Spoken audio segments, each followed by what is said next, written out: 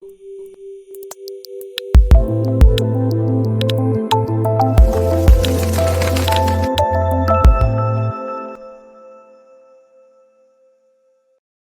of course, there are not only emotional symptoms that we experience, but we can also end up feeling physical symptoms as a result of grief. And these can look like fatigue, nausea, lowered immunity, weight loss or weight gain, aches and pains, and insomnia. While grieving is a normal part of life and also very inevitable, there are ways that you can cope, there are ways that you can pick up back the pieces, there are ways that you can move on and not have it affect you for long periods of time. To do so, you need to acknowledge your pain, understand that your grieving process will be unique to you, accept that grief can trigger many different and unexpected emotions, seek out face-to-face support from people who care about you, support yourself emotionally by taking care of yourself physically, and recognizing the difference between grief and depression. Like I had mentioned before, grieving is something that is unique to everyone, and it really depends on various things like your personality, your coping mechanisms, how intense this grief feels, what the significance of your loss was, and so many other things. Now, keeping that in mind, there actually are some people that no matter what happens, they're stuck in this grief and they're not able to move past it. They're not able to move on with their lives. One of the things that can come from that is a lot of irritability and anger.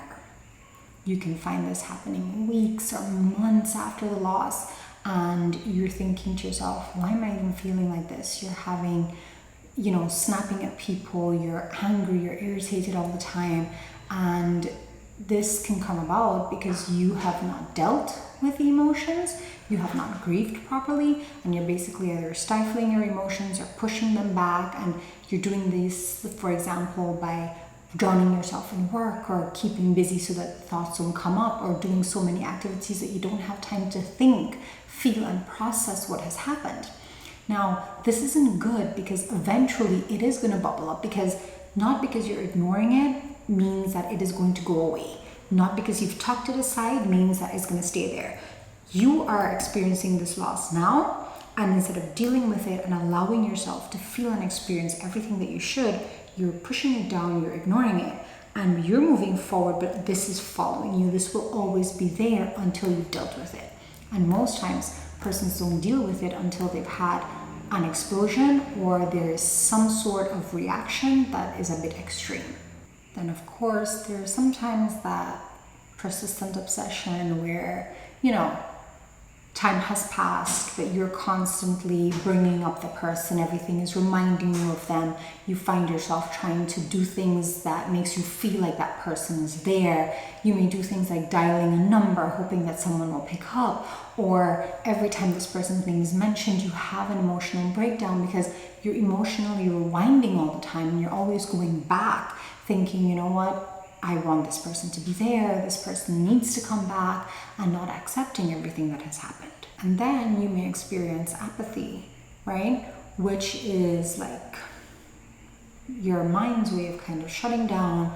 You feel down and out, you feel numb, you feel empty. And when this happens, you basically develop whatever, I don't care attitude, and nothing seems to bother you, nothing seems to worry you. Just because, the sadness is too much and it just drives you to that level of being numb and empty.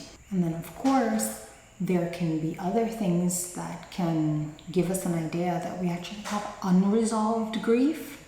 And these can come in the form of not wanting to speak about or acknowledge the loss, working too hard, or spending too much time on a hobby to distract yourself, isolating and detaching yourself from friends and family, indulging in bad habits, for example, over or under eating, drinking too much alcohol, or any risky behavior.